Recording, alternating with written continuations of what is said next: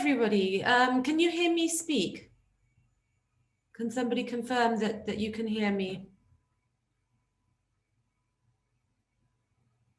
Oh, great. Thank you. People are responding. All right. I'm hoping we're going to be able to see all of your faces, your videos on so it all feels like we're in a cozy room together. Good morning, good afternoon, good evening, good night, everybody, all spread across the globe. And welcome to UCLA Center for India and South Asia, CISA. My name is Anna Morecambe. I'm the Sami Chair of Indian Music in Ethnomusicology Department. I'm currently convening CISA events with Bharat Venkat. The Center for India and South Asia supports research, hosts public lectures and workshops, and collaborates with other institutions and centers to raise the profile of South Asia on campus and more generally in Southern California. Our aim is to transform UCLA into one of the leading poles of integrated research activity on India and South Asia in the country through research, collaboration, and academic integration. Our public speaker series features UCLA faculty and distinguished scholars from around the globe, serving to introduce substantive coverage of new areas. So before I get on to introducing our speaker, Brahma Prakash, a couple of details. There's a Q, if you look at the bottom of your screen, there's a Q&A box. So if you've got questions, please put them in the Q&A box and there'll be a chance to ask them to Brahma at the end. And we'll have a discussion section at the end. And before introducing Brahma, I want to acknowledge the traditional land caretakers, the people whose land we are currently on. The Center for Indian South Asia at UCLA acknowledges the Gabrielino Tongva peoples as the traditional land caretakers of Stavanger, the Los Angeles Basin, and Southern Channel Islands. As a land grant institution, we pay our respects to the Honuk Vetum, the ancestors, Ahi Hiram, the elders, and Ayu Hinkum, our relatives, relations, past, present, and emerging. Jamaica, is it possible to get everybody's image on screen? It would just be nice to be able to see everybody's, faces or names, give a sense of who's in the room. Okay, thanks. All right, so I'll continue and introduce our speaker. So I'm absolutely delighted today to welcome Dr. Brahma Prakash. His talk is Aesthetics and its Fragments, Segregation as an Organizing Principle in Folk Performance in India. Dr. Brahma Prakash is an assistant professor of theatre and performance studies at the School of Arts and Aesthetics, JNU, New Delhi. He earned his BA from JNU, his MA from the National Central University of Taiwan, and his PhD from the University of London. Brahma also speaks Chinese. Extremely interesting, multifaceted academic.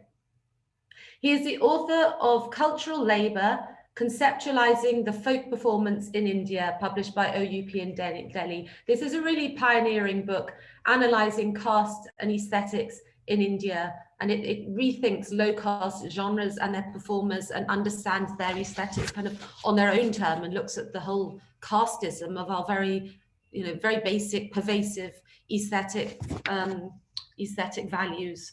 So it's a wonderful book. And he's got a new book due out next year, Gadar, Songs and Memoirs of a Maoist Balladeer, to be published by Westland. He specializes in regional performance traditions and non-Western aesthetic theories, with also focus on Chinese and Japanese aesthetics. Combining art, academia, and activism, his works focus on the regional theatre and performance traditions in relation to questions of marginality, aesthetics, and cultural justice. He has been the Dwight Conkergood Award of the Performance Studies International and also has had a Charles Wallace India Trust Fellowship. So welcome, Brahm. I'm so happy that you're here. And I'm just going to hand over to you now and unmute myself. Right. Yeah, so good evening, good morning, good night, everyone. And I'm really thankful to Anna Morecambe Akhil Gupta, Bharat and Jamaica for organizing this like a very, very special event for me, because I was looking for these kinds of international interactions, and I think I'm looking forward to have your feedback and have your comments after the presentations. Yeah, so hope you are able to see the screen now.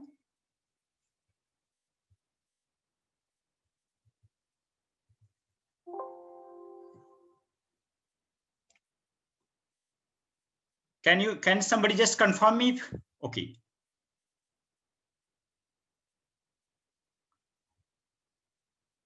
Okay, great. Yeah, so today's I'm going to talk about this whole idea of like this aesthetics and its fragments, segregation as an organizing principle of folk performance in India.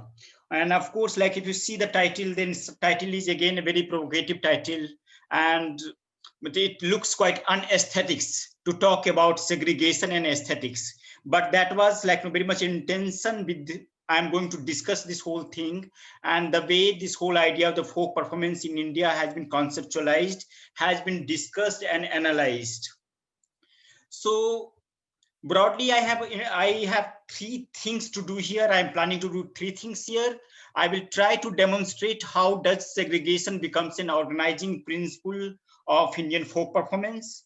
Second, I will try to map out cultural labor, my book and the work that I've been doing for many years, with the question of what do the folk performers produce in a caste segregated society. Third, and related to this would be, yeah, so I have three intentions here to demonstrate how does segregation becomes an organizing principle in Indian folk performance and aesthetics at large. Second, I will try to map out this idea of the cultural labor with the questions of what do the folk performers produce, what do they invest, and what do they produce in a caste segregated society. And third point that I would like to discuss, that what I am doing in a similar kinds of with the similar kinds of approach. I am doing some new works on orchestra girls and epical subalterns, like no subaltern epics, and that again brings this whole notion of segregation as a mode of organizing principle. So when I was thinking about that, what could be a kinds of equivalent term of segregation in Indian language, and especially I was thinking about Hindi and Urdu, and frankly saying, I could not find the kinds of term that like no, the kinds of violence that segregation generally brings in its intentionality. So for example, you have term like no bilgao, algao, and if you are using the Urdu term, then it should be tafriq. But again, it does not have that kinds of intentionality, and therefore the segregation is a kind of very political loaded term. I don't think I have that kinds of still a translation, good translation in Indian kinds of like no, at least in Hindi and Urdu language. And here when I'm talking about segregation, then specifically I am using the way Ambedkar has tried to define this whole idea of the segregation, because that becomes the locality in which the folk performance emerges, folk performance generally functions. And for him, like when he's writing this whole idea of the segregation, and since now we are talking about COVID, and this during the COVID pandemic, we were talking about social distancing and many other things, and the segregation, and again this kinds of distancing becoming a kinds of new kinds of keywords. And therefore, when Ambedkar is talking about this idea of like segregation, then he's saying that it is not a case of social separation, a mere stoppage of social intercourse for a temporary period. It is a case of territorial segregation and a cordon sanitaire, putting the impure people inside a war wire into a sort of cage. Every Hindu village has a ghetto. The Hindu live in the village and the untouchable in the ghetto. And if you're thinking about these kinds of folk performances and their location, and I will give you several examples that will show that how like every performance, and when we are talking about performance traditions here, then we are talking about a communities based kinds of performances. Then every communities has their caste loaded like caste based kinds of performances, and they remain like they have created this whole ghetto in which they keep performing. And in Hindi, like at least in my language, in Maghi, there is a saying, and that goes like this: "Aho hamar Sanskriti." Jat, Janta or Janani ke Giti. So if you translate literally, then we have a culture, this is our culture, the culture of caste, the culture of labor, the culture made of, like you can say, women song. So basically you can divide the whole genre into three segmented kinds of categories: caste-based songs, labor songs, and gender-based songs in that sense. So, and these kinds of segregations becomes very peculiar when you are thinking about the way this performance gets enacted, the way when you are thinking about the sitting arrangements. So if you go to see the sitting arrangement, they will find that in most of the performances, caste people are sitting with the caste people, women are sitting with the women, children are sitting with the children, and young generations are sitting with the young generation. And so this shows that how this whole segregation itself becomes a kind of mode of organizing certain modes of aesthetics, and that also creates certain kinds of values. Same way, I am going to give you examples of Resma Chuharmal. And Resma Chuharmal is a kind of very, very popular kinds of love epic from, again, South Bihar region, Maghi region. And what happens in this performance that, if you're thinking about Chuharmal as a cult figure of Dusad communities, when they worship this cult figure in household, their own household, then you will find that they have the image of Chuharmal that is very grotesque. But when they are going outside, then you will find the Chuharmal is becoming very, very beautiful. They are creating the very beautified image of Chuharmal. And then it shows that how this whole special things does something to these kinds of figurations, these kinds of articulations. So in most of the cases, folk performance of the subaltern communities, and especially when I'm talking about folk performance, then one can talk about different interpretations of Ramayana, Mahabharata, and different other epics. But here I'm especially talking about the folk performance of the subaltern communities. So generally it exists in the forms of Jatiya Sanskriti, caste-based kinds of songs, dance, and performances. So each jati, and I was talking to V.N. Rao, who is a kind of folk, famous, done remarkable work in Andhra, Telangana region. And he said each jati over a period of time has developed its own language as well as narrative.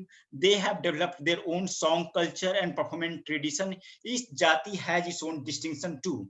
Same way you have Mahendra Ram, who writes in Maithili language, and this is the way I have tried to translate the way he's saying. He's saying that in the Mithila region of Bihar, most of the castes have their own gods, goddesses, and ancestral spirits, and they remain peculiarly very, very divided. Yeah, of course, there is a moment where they come, they meet, but largely if you are thinking about their imaginative practices, if you are thinking about their ritual practices, then most of these deities, most of these practices remain in a kinds of segregated spaces. Also, you have famous saying in again in Bihar and UP, where they will say kitno ahir hoye siana lorik chhod na hi gana. However wise the ahir caste can become, he cannot sing except the lorikine. But this is not a comment on one caste or one communities. This applies to almost all the subaltern caste and communities where they have inherited certain kinds of values, certain kinds of cultural practices in their segregated spaces. So one can say that how caste mediates their language, spaces, bodies, and materiality of performance. And ironically, it is the caste ghettos that have preserved these histories, genres, and embodied skills in their segregated spaces. So if you're thinking about what is this has been the kinds of in these kinds of segregated spaces, they have been also able to preserve very a special kinds of history, a special kinds of genealogy, a special kinds of dance movement and other things. And now I would like to show you some of the videos where you will see the Dhobia Nach, washerman dance, also Kaharwa Nach, again songs of Kahars, songs of Ahir dance, and also on. And you will find that still these kinds of cultural practices remain very, very prevalent, and I will say most immediate practices if you're thinking about caste-based communities in that kinds of segregated space. So Jamaica, may I request you to play 2 videos from downside.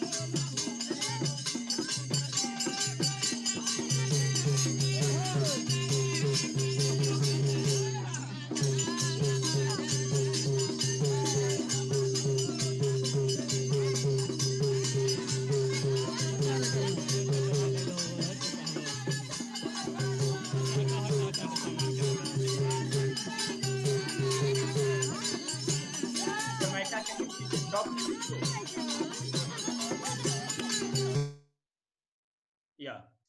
So yeah, of course, I cannot show you like many of the videos, but this is a songs and dance by Dhobi communities, washerman or washerwomen songs, you can say. But again, this is a very peculiar kinds of dance movements. This is a very peculiar kinds of songs, and that comes through this whole kinds of, I will say, segregated spaces, because still you have certain kinds of forms, certain kinds of enactments that are still remains very very preserved to that kinds of particular caste communities. Same way I can show you some other videos if it goes okay. Yeah. So if I can play one more.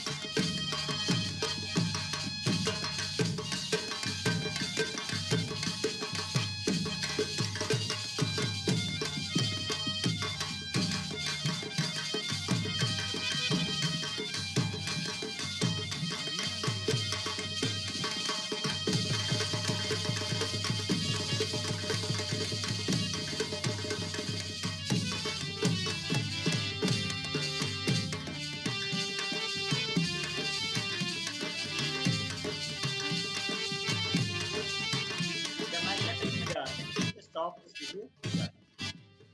Yeah, so some of the questions that I so you have seen like different caste communities have their different kinds of they have a whole repository of these kinds of enactment, dance, songs, and those kinds of different kinds of cultural practices, and therefore they are still able to maintain peculiarly because of this whole kinds of segregated kinds of spaces. So one of the questions that I was thinking to ask, and this has been a kind of one of my research question for a long time, that what are the organizing principles in which this cultural performance operate? Like you are thinking about genre, what is this notion of genre that is working there? How the spaces are articulated? How what is the notion of body that is working there? And how when we are talking about some kinds of experiences, experienced communities, or for that matter, embodied communities, then what is the notion of body we are basically talking about? And again, the second question that has been very much relevant for me for again a kinds of long time is what are the structures of feeling that they engender in this relation to values? If we are thinking in terms of values, then what they are producing, what they are investing. And that has been one of the kinds of search in this my last book that I have done, Cultural Labor. And what are the reasons of their increasing marginalization? What is happening that we are seeing that a whole, because of different regions, lot of these performance traditions are getting increasingly marginalized, because of course one can discuss about aesthetics regime that is becoming very very canonical, but again there are many regions that we can discuss about. But when I was thinking, when I was thinking about these questions, that what are the reasons of their increasing marginalizations, and then that questions led me to think about what are their strengths and the radical potential that we can think about. So suppose if we are thinking about this Ahirva Nach, or if we are thinking about this Dhobiya Nach, or when we are thinking about either Bideshi or Bhuya Puja, then the question comes that not to think through this whole idea of the marginalization, but think through their strengths. What are the kinds of strengths and kinds of radical potentialities that they hold? And so some of those points that I could some of those relationships that I can establish in during my research is that how the relationship with the land and the location that becomes very very peculiar, because all these performances cannot be thought because location, it cannot be dislocated. Of course, if you're thinking about Dalit communities, marginalized communities, then they are dislocated in many sense, but again they have carved their own kinds of location in ghettos. And therefore when we are thinking about this location, and then the relationship with the location becomes very very a strong point. Same way the centrality of the body, the visceral nature of the performance, the contradictory appearances many times, that also becomes a kinds of very, it leads to whole methodological kinds of problems, that how you are going to address the kinds of performances that keeps doing whole contradictory kinds of, make contradictory kinds of appearances. And it becomes many times difficult to read ideologies. If you're thinking in terms of ideology, if you are thinking in terms of even hegemony in that sense, then also becomes very difficult to locate that where you are trying to locate this whole idea of the hegemony. And therefore I'm also thinking about more political possibilities that we can think about. And therefore each chapter, when I was discussing about my book, then when I'm giving you idea about my book, then each chapter has one performance traditions and one concept through which I have tried to explore this idea of these questions. So for example, the relationship with so this has been the book that it's called Cultural Labor, Conceptualizing the Folk Performance in India. And when I was giving you this idea about this whole range of marginalization, and when I was trying to think through this idea of the strengths, or what are their strengths, then I will bring you to one situation, and that situation will give you to this whole idea, will give you us some kinds of clue to enter into this whole that conceptualization that I have termed as a cultural labor. So there is a situation, and I have recorded this performance in Birpur village in Bihar in 2011. And so there is a Ustad, and Ustad is asking to Joker, who are you? Are you a political leader or an artist? Joker says, let me think. He looks at his dress. I'm not a leader. I don't have long khadi kurta. I think I'm an artist. Ustad, oh, I see. So you are an artist. So do you know any singing and dancing? Do you know how to sing and dance? And Joker says, how stupid of you to ask. Of course, I know how to sing and dance. Otherwise, how I would be an artist? So this idea of artists always have this idea that, okay, you should also sing, you should also dance, you should also do more kinds of more generic kinds of performances. Ustad then says, can you sing something? And Joker says, of course, I will sing even if you don't ask me. This is what I love and I have devoted myself to. He walks around the stage and sings. So the song goes like this: the life I spent in dancing, Sagro Umar Ham Nachu mein bitaili. The life I spent in dancing, so my father forced me to get married to a girl. I got married, but I continue to dance. So my wife ran away with someone else, but I am also not a lesson. They use a lot of no. So I'm not using the term. So I also run away with someone else's wife.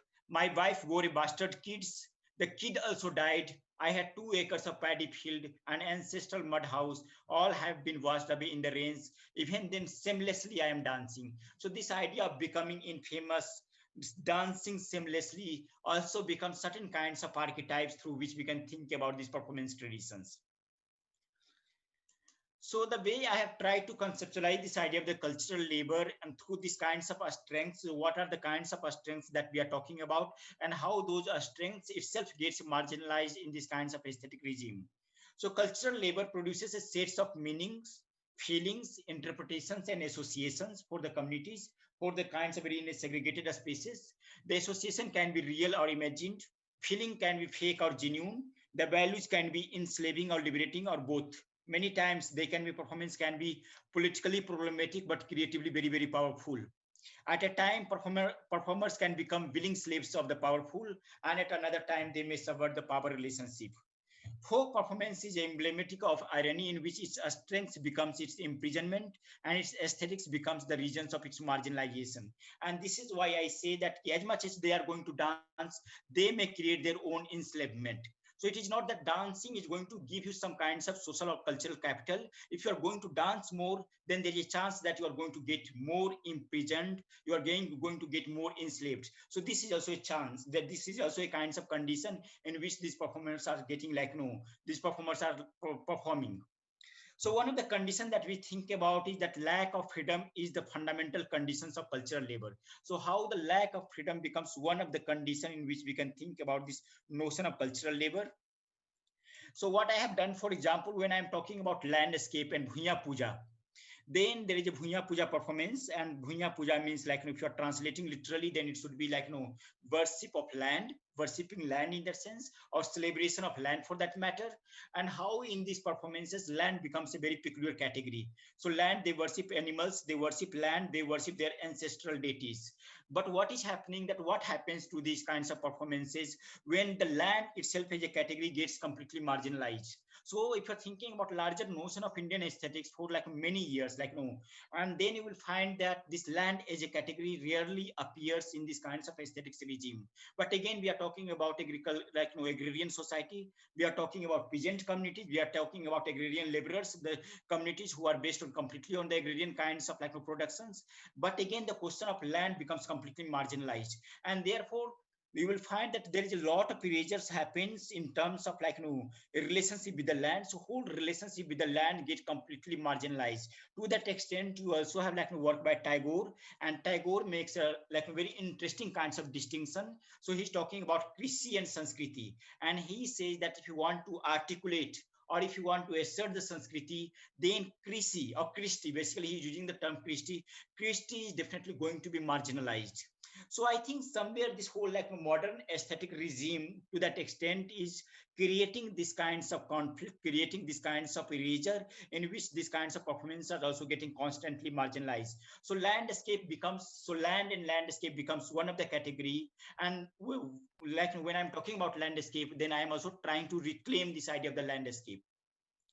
So what like performing community is doing, many times they are creating like place out of a space. They are creating a kinds of, they are trying to mobilize the symbols. It creates a meaning of life, values to live in, pathways to walk on. And if you're thinking about their histories, if you're thinking about their mnemonic cultures and distribution of the sensible, then I think still lands provides and landscape provides you a lot of kinds of like some kinds of entry point where we can think about these performances. And this becomes land for me becomes a kinds of a strength of that performances. But again, since this whole aesthetics regime, land category itself gets marginalized, then definitely this performance tradition is also going to get marginalized.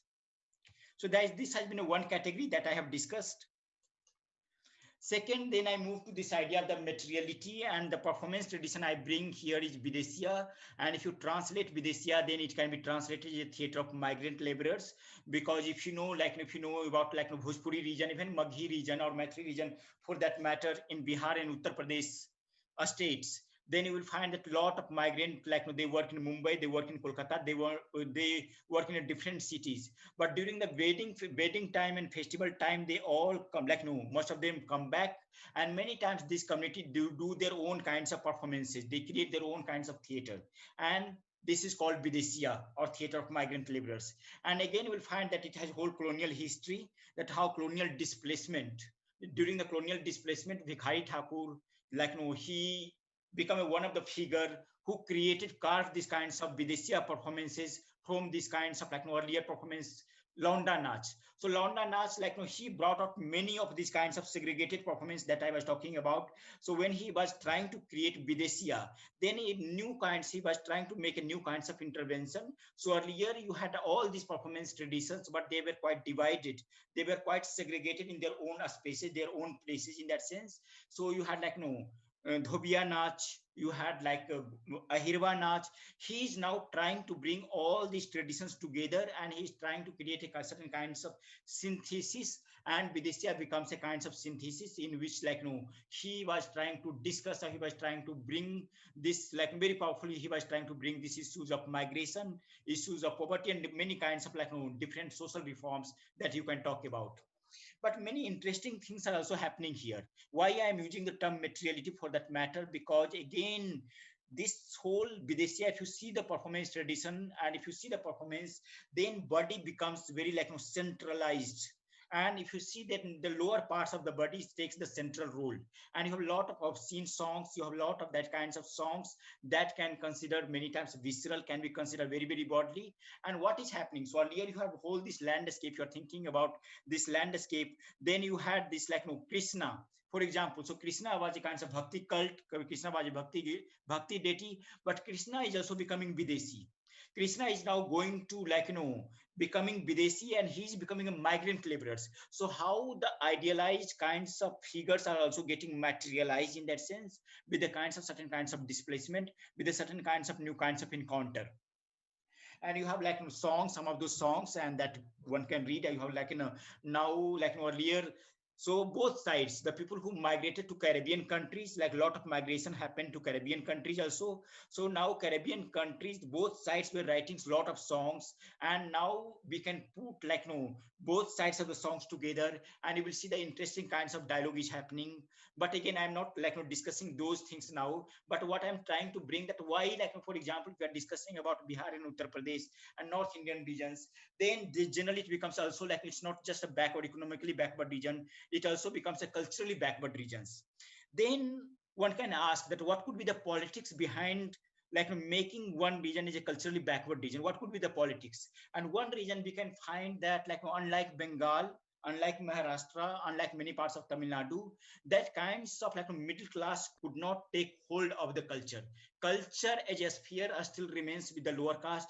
Culture as a sphere still remains with the subaltern communities, and therefore when you are thinking through middle class lens and these kinds of lens, then materiality as a discourse itself gets completely erased. And with the kinds of middle class claiming culture or middle classization of culture, one can say that middle classization of culture, Indian culture, one can say this erasure was bound to happen.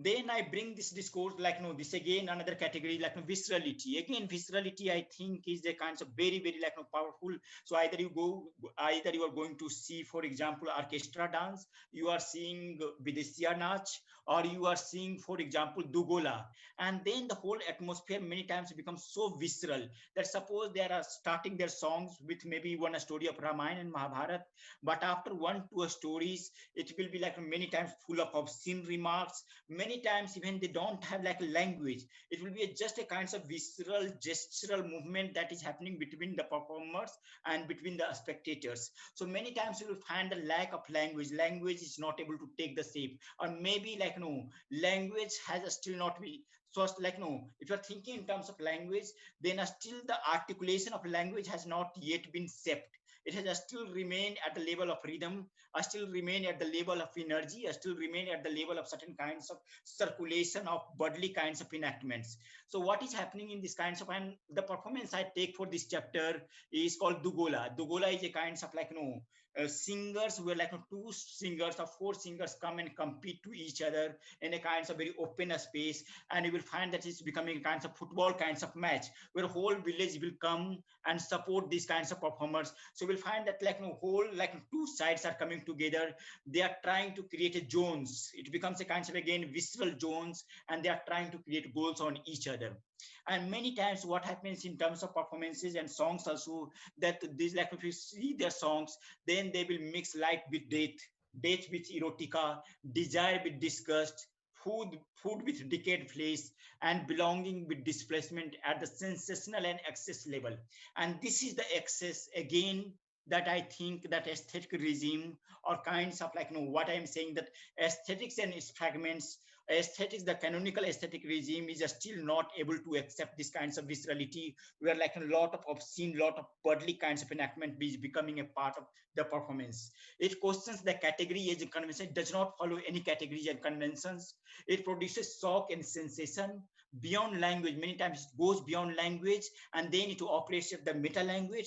It generates lots of guts, gestures, and rhythms, and therefore I think it also becomes one of the challenge for like challenges for us in terms of methodology, that how we are going to write about this performance, and also how we are going to articulate in terms of certain kinds of aesthetic discourse. And next, that is like very obvious if you're thinking about any marginalized and subaltern communities, this whole like duplicity, because we tend to see that okay, like even if you're going to read some ideology, then you will see that oh my god, but this is like this representation is very problematic. The way they are enacting the things is like maybe very objectified, very sexualized. But many times it also operates at a different level, where like it becomes a kinds of like we can quote James Scott's work, where like hidden script and like public transcript, that what they are going to say. So for example, if you're going to ask them that why you're performing, and then they can give you all kinds of different kinds of interpretations. And therefore when I was discussing about Chuharmal, that why Chuharmal is a deity of like Chuharmal is a cult deity, of Dusad communities in Bihar. So why the same communities at the same time, in the same historical time, having a two different images of Chuharmal? So when they are worshipping the image of Chuharmal in their household, then Chuharmal image is grotesque image. But when they are bringing this image of Chuharmal among public sphere or social sphere, then the image of Chuharmal is very beautified to that extent that they will say that Chuharmal is Rama Avatari. Chuharmal is avatar of Ram. And then one kind question that how we are going to read the ideology that in household space the same community is saying that this is a grotesque image, this is a subversive image, but again in a kinds of more social space they are saying that this is a very beautified image. To that extent they are like Chuharmal. Same way Chuharmal also becomes a thief many times, but Chuharmal also becomes a Maoist hero. And then this whole contradiction many times goes together, and then it challenges this whole idea of the performativity and kinds of very reading the things in a very smooth ways, that either this should be like this way or that way, because it always tends to create certain kinds of contradictions, and it becomes a kinds of certain kinds of duplicity of appearances. And then finally this my chapter in this book goes to this choreopolitics, this idea of the choreopolitics, where I'm saying that what are the kinds of possibilities that we can think about, and what happens for that matter, that what happens if we are trying to claim either question of land or landscape in aesthetics or in performances. What happens if you're trying to bring the materiality of the body? What happens when you are trying to bring the viscerality? Then it becomes very, very politically loaded kinds of transgression, and the performance becomes so dangerous. And you have examples in this chapter where I bring Gadar and Jannat Mandi. Gadar is a kind of legendary performer. He was a legendary performer from Telangana, still, and this is the biography I'm writing about him. So why so you have whole history of left political theater in India, but the way these theater groups was attacked, that the way a state has attacked this theater group and this cultural group is quite amazing, in that way that out of 50 major artists, 35, almost 35 have been killed by the state in encounter, in different kinds of encounter. Now the question comes that you have the whole genesis of different traditions of left political theater in India, but why a state went so brutally against Gadar and Jannat Mandi or these kinds of performance? So if you see their kinds of again social background, then you will find that in Jannat Mandi, most of the performers who were coming, they were either coming from Dalit background or OBC or the backward caste background. And this caste never had that kinds of transgression in public sphere, and now they are reclaiming. So they were reclaiming the question of land, they were reclaiming the question of certain modes of bodily incorporeality. They were again bringing the very visceral kinds of performances. And then what does happen when they reclaim their strengths on their own terms? And then it becomes very, very politically charged kinds of things. And I see one of the reasons that these troops were attacked very violently, because one of the reasons we can find out, because they were trying to claim the things in a different ways, and also they were constituted of a different kinds of bodily corporeality in that sense. So extending this kinds of paradigm to my so some of the examples of again, before I go to another my current work that I am doing, and before I end this presentation. So what is what Gadar and Jannat Mandi were doing? So they were trying to do the whole localization of aesthetic in the most extreme forms, in the two excess forms, language of materiality. So for example, you have they were using songs of sleepers. They were using, you have a lot of songs about garbage bin. Gadar wrote long, so songs on sit. There was so many of those kinds of the symbols that were quite marginalized, where that way the symbols that were quite segregated. They were tried to bring those kinds of segregated symbols in a public sphere.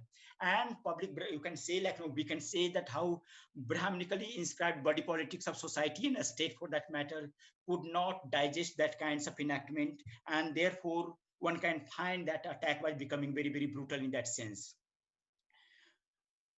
Before I go to the this I will give you an idea that what I'm doing currently. I would ask to play one video, that you are playing time and again. I was asking you to not to play that time.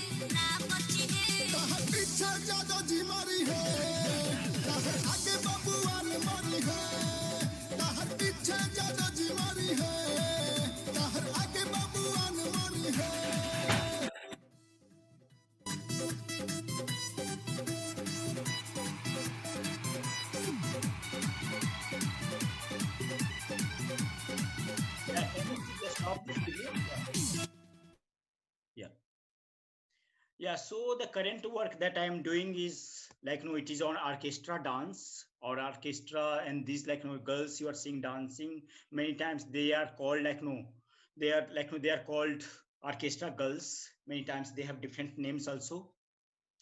But the whole point that I'm trying to again see, like, in the kinds of continuity from land to now, I will discuss about erotic power of the dancers. So land, I have discussed about land, I have discussed about viscerality, certain kinds of materiality that also defines this whole idea of the performance and kinds of strengths of these performance traditions. But again, how these kinds of category themselves gets marginalized. So now, in thinking through these kinds of orchestra dance, I'm thinking about erotic power of the dancer. So how the liveliness of such performance rests in the sensory circulation of the body and its polyphonic vibes against theories of the embodiment that heavily rely on the individual body, and that has been one idea of the seeing the embodiment in theater and performance study discourse, also in a dance study discourse. Many times I situate erotic body in exchange. I think if you are thinking through very individualized notion of body, then that is not really working, and therefore we need to see this whole, we need to situate erotic body in exchange as a commodities but also as a potentialities for a radical intervention. Because if you're thinking about, like, one can say that, like, many times these dance performances are very very problematic, full of sexualized objectified kinds of content. But if you're thinking about bodily enactments and if you're thinking through corporeality, then I think there is a possibility to read the different kinds of, like, radicalism in these kinds of performance, and this is what I'm trying to do it here. It is here in these kinds of bodily exchange one can see the disruption of segregation that is happening in a kinds of performance space. The figure of orchestra girls offers a critique to existing a scholarship that reinforces the division between the artistic labor and erotic labor in that sense. And one of the criticism, one of the things that is becoming also very very like, problematic for me is that, like, many times scholars are trying to make this division very clear that, oh no, this is erotic, like, no, this is a sex work and this is a dance work, this is a erotic work, but this is not a kinds of dance work. So you have like all kinds of division. But again, I think orchestra dance girls, the way they, like, the dance provides, like, one can be, sorry, just I think, can I go back?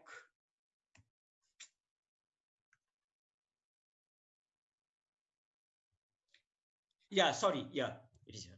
Yeah, so figure of orchestra girls offers a critique to the existing scholarship that reinforces the division between the artistic labor and erotic labor in that sense. Erotic body in dance creates a playful zone in which foreplay between dancers, singers, and spectators take place. Yeah, so next slides, please. So erotic body is a body in exchange. It is a body in sync with the music, dance, shouting, reactions from the spectator. Erotic makes the body more dynamic and prepares it for the sensational performance. The question I ask here is that what erotic does to the body of a dancer. It does something exceptional that is uncommon in everyday lives. It creates a dynamic of the body. It gives the body a phenomenal capacity. And that is what you will see, that if you're going to meet any orchestra girls for that matter, and then everyday lives, you will find that, my God, like, no, she is the girl who was on the stage doing such a powerful, phenomenal kinds of performance.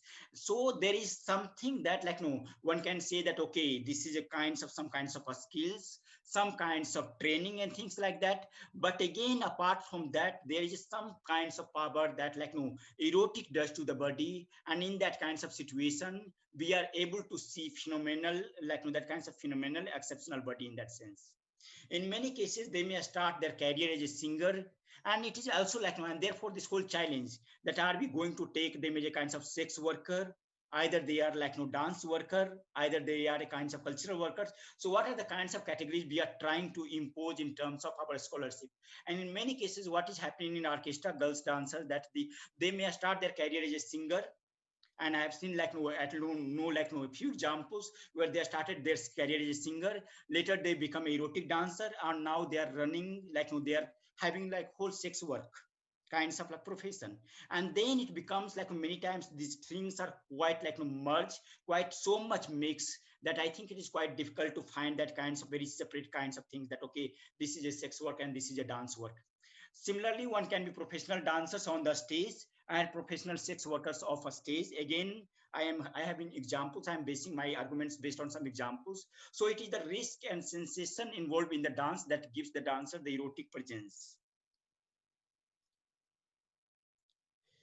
Now you have like, this is beautifully captured by a reporter of Hindustan Times, and he reads the puja, like, if you see the meet this person, then she's like very like, shy person in that sense, like, if you're going to ask about interview and things, he will say, no, I don't give interview, I don't speak that much.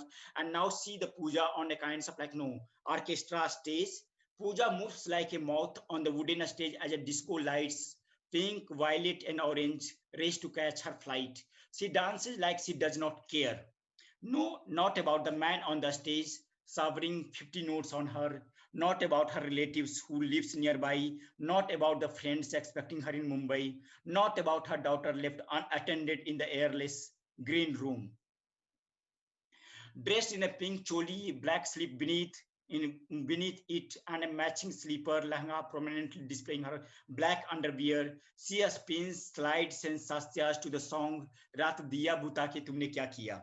What did you do after turning off the lamp? By popular Bhojpuri singer Pavan Singh. She grabs a pole and leans into it, sprouting a quiet but confident smile. This is all she will give away tonight to the raucous crowd of men filming her non-stop in their on their mobile cameras. So one way of like many scholars have done this whole seeing them as a vulnerable category, and I'm not denying that they are not marginalized, they don't face the discrimination, but I am specifically now discussing about trying to understand the erotic power of these performers that does something to the body, does something to the performances, and does something to the larger cultural sphere in that sense. Next, please.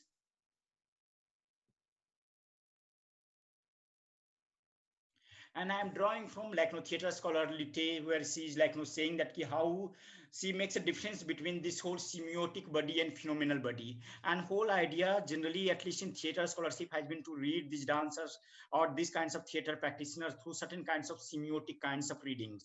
And I think that is where we are missing the whole sight, because this does not remain just about the semiotic kinds of reading.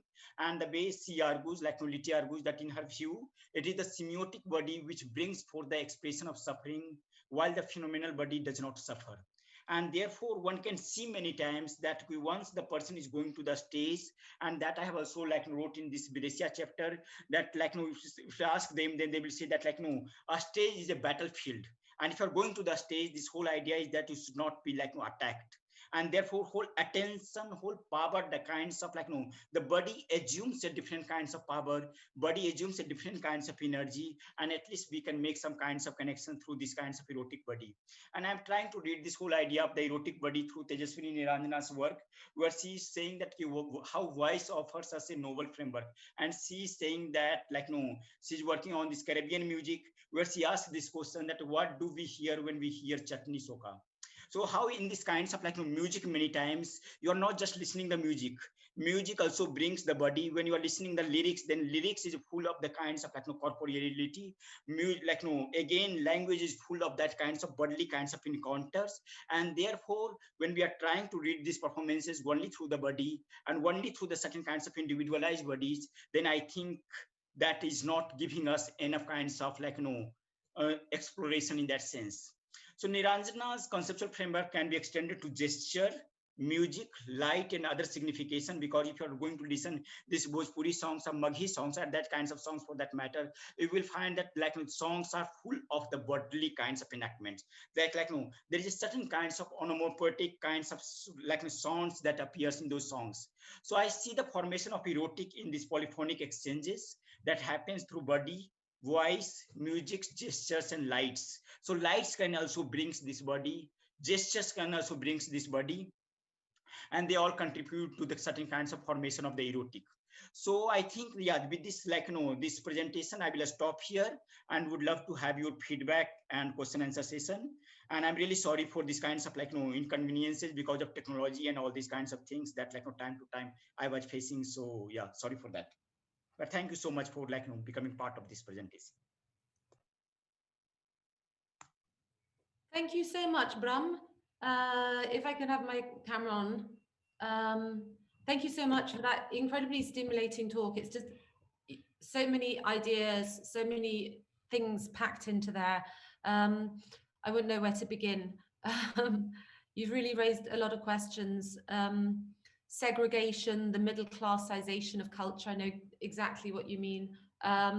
The increasing marginalization, the overarching aesthetics regime, which we have, not just classical music, not just the film industry and the films, but now it's coming into small towns with live troops, with this new respectability of dancing amongst middle classes. So that's having a knock-on effect, making these different aesthetic regimes so much closer to people in low caste rural communities. So anyway, absolutely tons to think about. I'd love to ask more about the dancer sex worker thing, but let's hand over to other people. We've got a couple of questions already. Is it possible for, we got one from Arushi Singh and one from Anurima Banerjee. Is it possible for them to speak their own question? Jamaica? Can we just switch on their microphone for a second so they can speak or see their video, or otherwise I can just read them out.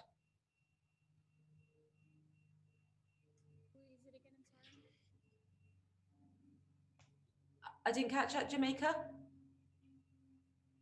Who's the person who's going to be asking? So Arushi Singh has a question.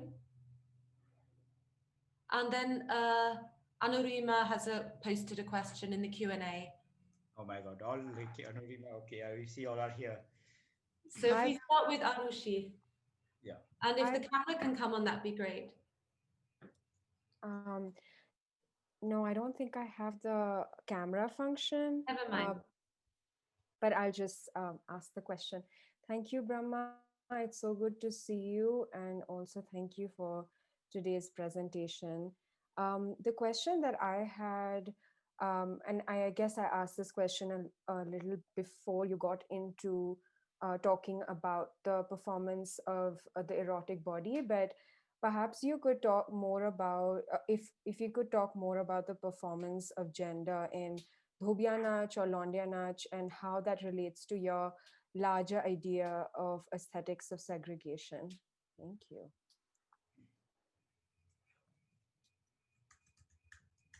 So can I take 1-2 more questions so I can just relate with that, or whatever way, no, I'm okay with this also.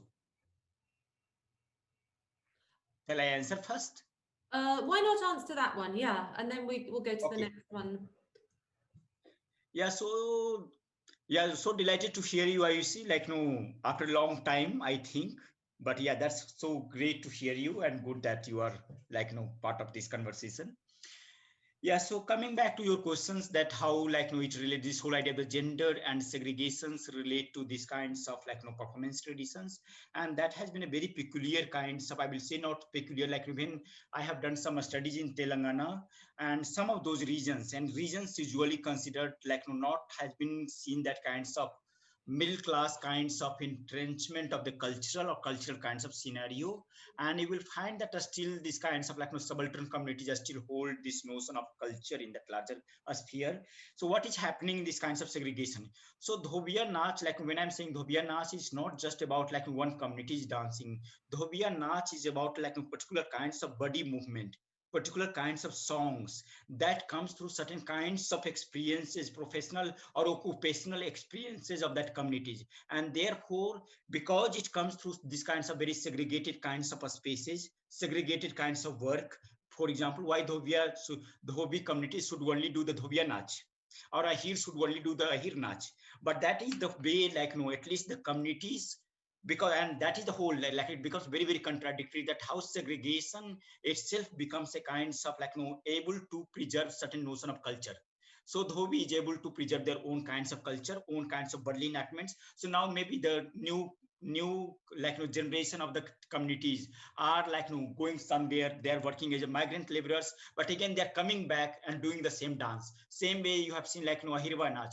So Ahirva Nach, people are going for migrations and they doing different kinds of work, but again when they're coming back, then they're also participating in these kinds of very community based kinds of performances where they have a specific kinds of enactment of the body, a specific kinds of body movement. And I think I have I have not traced that way, but I am sure that if you're going to trace these kinds of repertoire of that dance or that kinds of dance kinds of movement, then I think we can still find the connection with their work, with the kinds of segregated space they have been in, and a lot of limitations through which. And therefore when I discuss about cultural labor, that I think that cultural labor should always be defined in terms of limitations of the freedom. What are the limitations that is constructing these kinds of body? What are the limitations that is constructing these notions of performances? But yeah, it needs to have a lot more work. When I'm saying about segregated kinds of dance performances, then I'm largely making a certain kinds of remark that still needs a lot of explorations for that matter.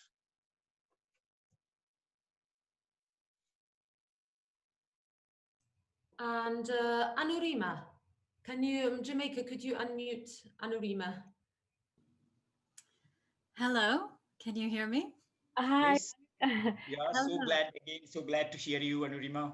Oh, well, it's a pleasure to hear more about your research and the details. I think that after your book, especially the intervention it's making, it will be impossible to think deeply about dance in particular. I'm thinking of dance studies in specific.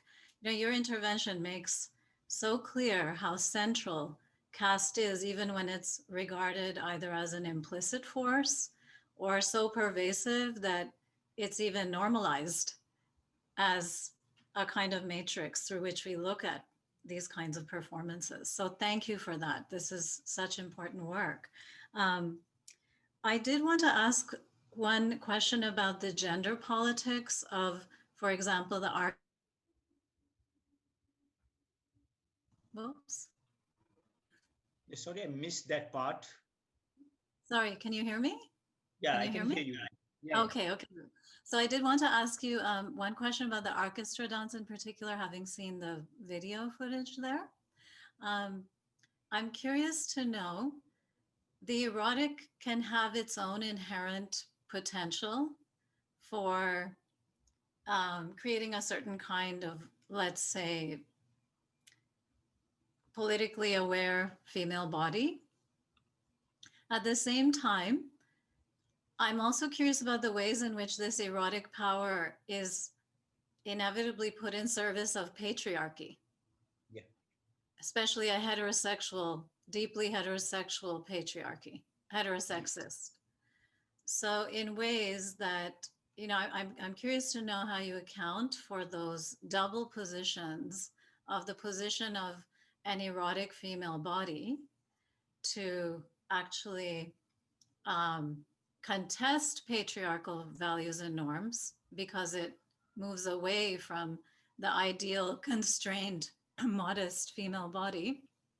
At the same time, clearly it's being inscribed in this landscape where certain kinds of patriarchal imperatives are being placed on that body, and the women themselves operate in a patriarchal economy. So I'm curious, you know, to know more about how you reconcile these two situations that the eroticization of the female body puts the dancer in. Thank you.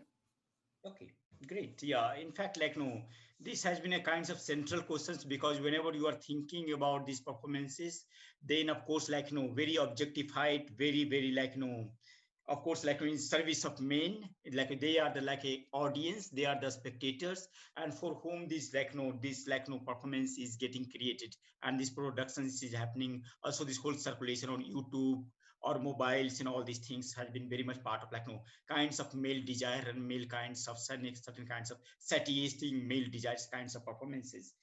So one can and we had a lot of interesting work, and that I will say Anna has done that kinds of work where you will find that how this whole illicit world of the performances had its own kinds of paradoxes. It has its own kinds of contradictions, but again, marginalization. But again, you have like, what is happening in this orchestra dance is not a very, so first of all, we don't know generally. If you're thinking about Bihar and Uttar Pradesh landscape, then it's a very like caste-based kinds of performances. You will see that whole caste-based performances, and that is the argument I am making. But again, that is the way orchestra dance challenges me, because in orchestra dance you have like people, girls from across the communities, and many times you don't know their caste. So the girls coming from Nepal, girls coming from Bengals, they are coming from Patna, and they also have a certain kinds of aspirational kinds of dancer. They want to work in Bollywood, they want to work, want to work. So now at least the way we will see in Bihar and Uttar Pradesh during the festival time and during the kinds of like wedding time, that you have like two kinds of people have that big vans and certain kinds of bouncers with them, either local leaders or orchestra dancers. So they are getting like very well paid. They are coming with a certain kinds of a stardom. Many times they also have like acquiring certain kinds of course, like if you're thinking in terms of a stardom, then our stardom has a different kinds of values, but locals kinds of things that they see that they are also powerful. So earlier kinds of connotation, if you're thinking about like pre kinds of orchestra girls who used to dance in these spheres, I will say that they were not aspirational in that sense. They were like I will say more marginalized, more vulnerable in that sense. But here also certain kinds of choice, certain kinds of agency that is working at a worldly level.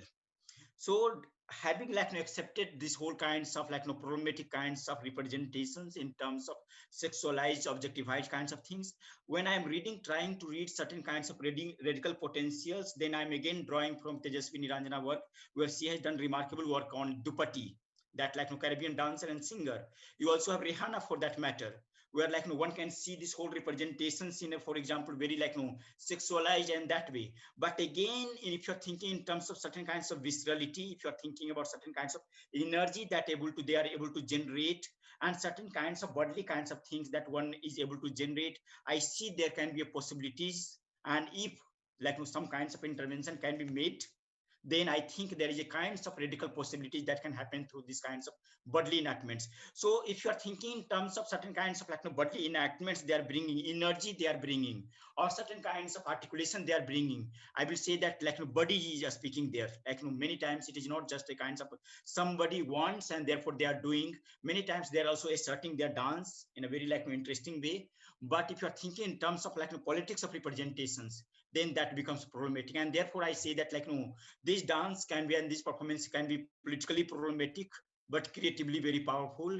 And here I am like hinging more towards like that creative energy, because it has a lot of potential, lot of energies, and it can be like so for example, let me finish this like answer questions with interesting examples. So for example, one of the video that I have not shown you, so Ambedkarite group in Uttar Pradesh now using the same dancers to do the Ambedkarite politics, and they are doing in a remarkable way. Same way Biraha song, like Bihira singers, like this like this you have like Biraha singers in Uttar Pradesh. They were doing all kinds of sexualized, objectified songs now, and they are the groups now becoming part of the Ambedkarite movement. And I can send you like I can send you like these videos where now orchestra girls are becoming part of these kinds of very gendered Ambedkarite performances. And therefore I will say there is a new kinds of a scope that is emerging there. And because, and one of the reason I'm also interested, because like when I was working on Gadar and Jannat Mandi, then they have also tried to sanitize these whole kinds of things. So whenever it comes to women's body, then it becomes more sanitization in that way. So how to also not to sanitize, how not to purify it, but also bring that certain kinds of radicality in which like political radicality and certain kinds of creative radicality can go together.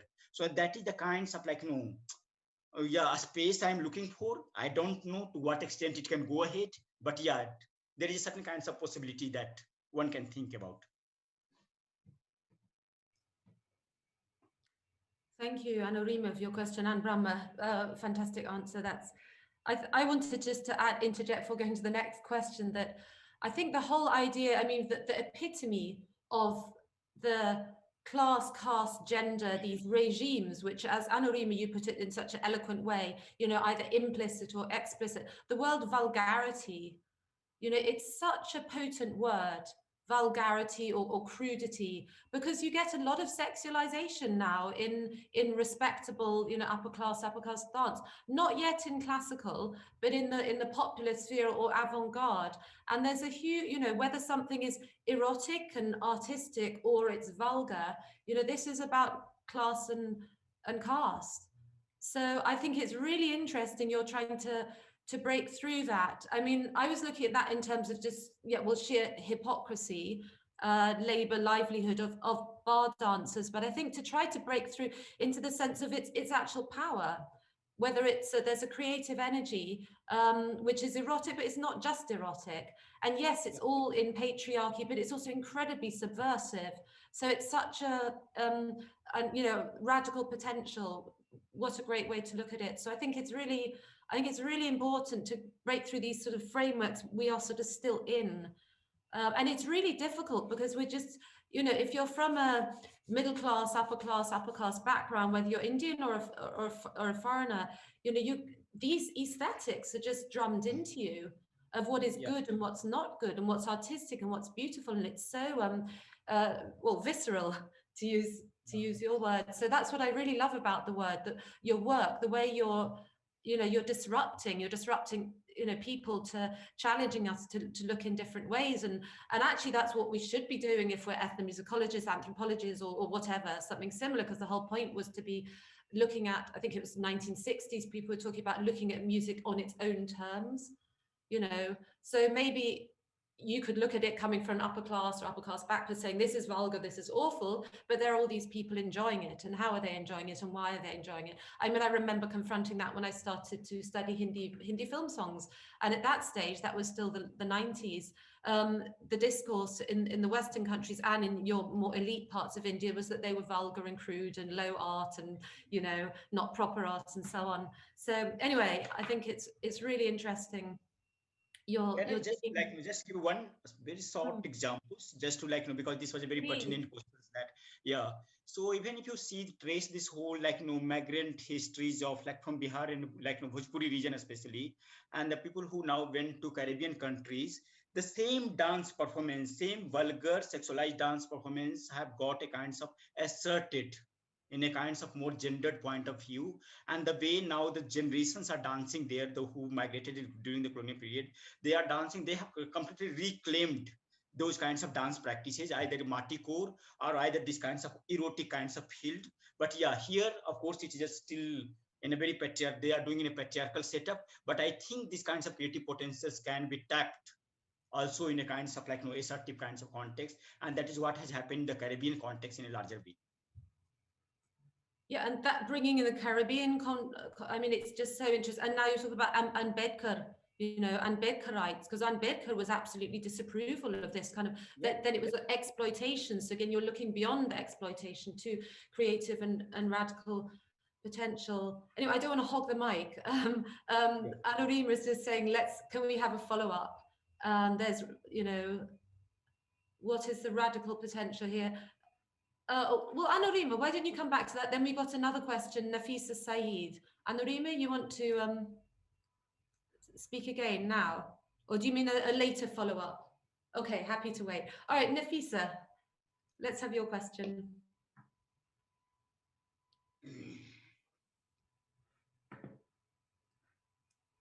Nafisa Saeed, it's great, your mic's on.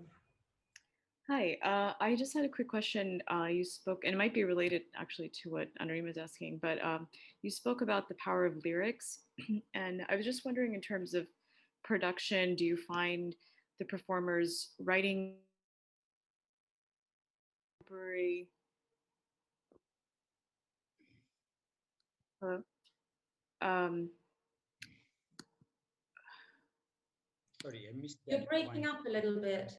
Okay, yeah, something happened with the, I was just asking about in terms of production of, you were talking about the power of lyrics, and I just wanted to know if you have any examples or notice kind of the performers writing lyrics, maybe contemporary lyrics, perhaps in response to their own realities or experiences, and not necessarily performing or whether it's through song, the lyrics from, say, inherited or the traditional songs or performances that they usually have. I mean, and I'm speaking specifically about like language and maybe their expression, like in terms of is it, do you see kind of, thing, maybe responding to things in their own realities through the lyrics that you hear in some communities?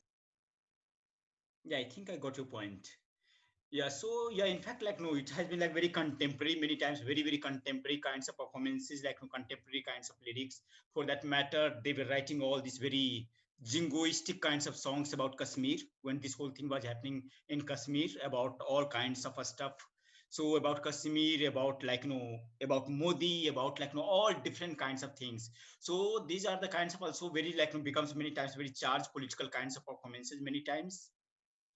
But again, it is like not the performers who are writing, generally like male also doing, many times you also have male singers and performers who are writing, generally writing the songs, and they are the real star on a kinds of Bhojpuri and North Indian stage. They are the people who are writing the songs, and the songs generally is written by the male singers, and they are the like but again, this is also a site where I'm saying that how they are writing a lot of contemporary songs, but many times they're also using the like old kinds of rhythm, on the old kinds of rhythm, on the old kinds of tune, and therefore it is many times difficult to say that like whether all the songs are original in that sense or whether all the songs are new. But yeah, you have like a lot of kinds of contemporary kinds of production that is happening, and that is why like you will find that whole Bhojpuri industry is becoming like blasting for like out of the songs and things. Yeah.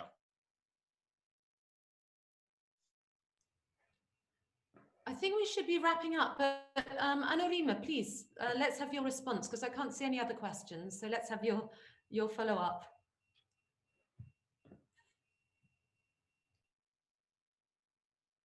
Okay, yeah. So I think I can read your question. Could you talk about what the erotic does to the male dancer? How does the erotic labor, eroticism of his body differ from hers? Yeah, so many times like so I could like again I have videos and like all the things, materials that I could show you, that many times like these are the things like if you're thinking about North India, and I think in fact I'm writing for your volume where I'm saying dance is an act of humiliation, and how dance has been considered in this society, how Nach itself becomes a kinds of like certain kinds of label. So they will say force you, that I will force you to dance, and it has a statement, very engraved kinds of a statement, that okay, and when you are dancing, then of course you are not seen in a kinds of respectful, right, respectable ways, whether it's a male or whether it's a female. For male it also becomes a challenge, that like and especially who are the males who are dancing, and generally we'll find that without rare exception will be like upper caste, otherwise like mostly it's a subaltern caste communities male who are dancing. And therefore also when they are dancing and how the communities perceive these dancers, so not always yeah, once they becomes a star, once they becomes like started making some maybe Bhojpuri film and things, then they have got a different kinds of respectability. Otherwise they are still not considered like great in that sense, and therefore this label also still works for male dancer. And therefore when you are asking this question that how does the erotic labor, eroticism, his body differ from hers, and if you're thinking in terms of language also, because I think this is becomes very interesting, because you have like many times girl like orchestra girls from Bengal or Nepal, she is coming to dance in Bihar, not necessarily she is bringing her own kinds of repertoire. She will learn the repertoire of this Bhojpuri region and she will dance on that. And here the repertoire is coming from the caste-based background, segregated. So many times she is dancing on Dhobiya Nach, she is dancing on Kaharwa Nach, many times she is dancing on Ahirwa Nach, and therefore interesting kinds of interface is happening here.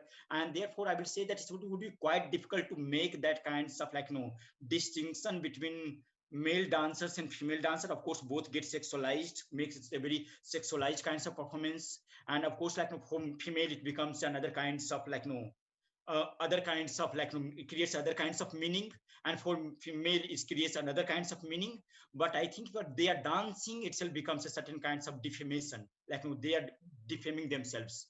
and therefore one can read not in that way, like great way that, okay, if one is a male dancer, then necessarily has certain kinds of power position, especially for dancer. Singers, it applies, but for dancer, I will say there still remains. And it's just like, no, I will say one more point here. What is happening that like most of the girls who are dancing, generally they marry with these boys. They have like no dance partner. Generally these orchestra girls also choose their partner from their own kinds of professions nowadays, and it has been many cases now.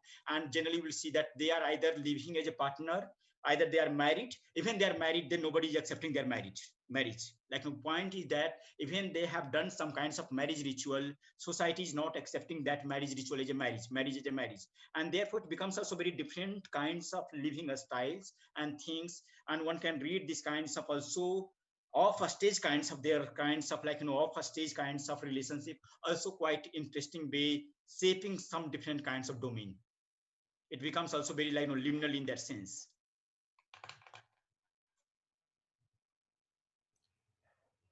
Thank you. I'm not sure if Anurima, I think Anurima's mic is off, but I think Anurima, correct me if I'm wrong, you were also asking what is the radical potential of a female sexualized dancer, right? In a patriarchal society. Of course, yeah, of course, like that I understand that one can read that what is a kinds of radical potentialities you are reading. But if you're thinking about reclaiming the body, if you're thinking about reclaiming the certain kinds of corporeality, radical corporeality, then I think it generates a lot of potentials, because in terms of like dance movement, the body asserts and all kinds of things. Suppose the same dance is done by like maybe upper caste university educated girl.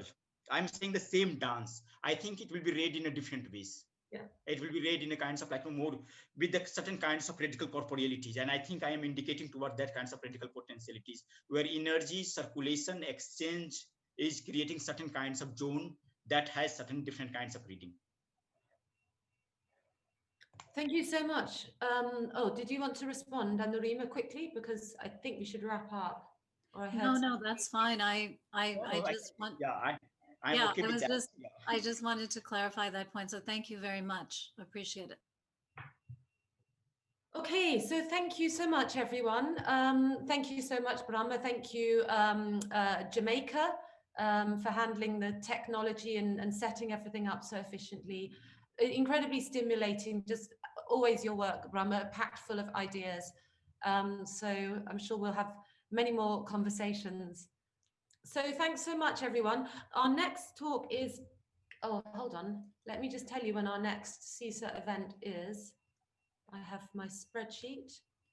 Yeah, thank you, Anna, for organizing it, and thanks everyone from your center and people party for like coming and participating it from different parts of the world.